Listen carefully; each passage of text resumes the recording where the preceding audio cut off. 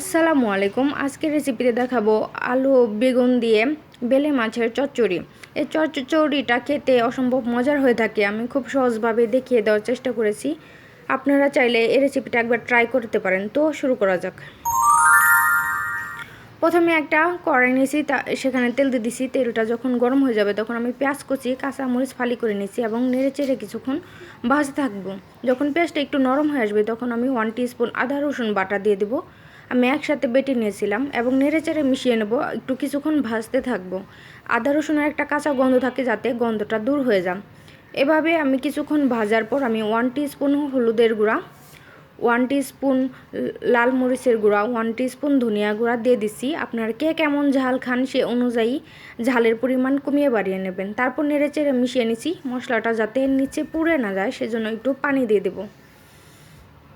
পানিটা দিয়ে মশলাটাকে কিছুক্ষণ ভুনতে থাকবো, যাতে মশলার একটা কাঁচা গন্ধ থাকে সেটা দূর হয়ে যায়। কিছুক্ষণ ভুনার পর যখন মশলা থেকে তেল ছেড়ে দেবে তখন আমি পেঁয়াজ, বেগুন আর দিয়ে দিচ্ছি এবং একটু লবণ দিয়ে ভালোভাবে নেড়ে চেড়ে মিশিয়ে নেব।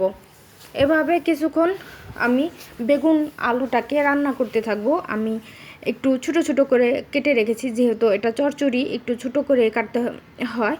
আপনারা আপনাদের পছন্দ মতন কেটে নেবেন।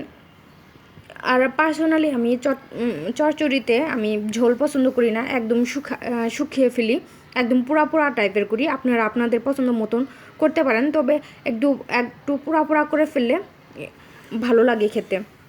তারপর আমি যখন বেগুন আলুটা নরম হয়ে আসবে তখন আমি বেলে মাছগুলো দিয়ে দিব।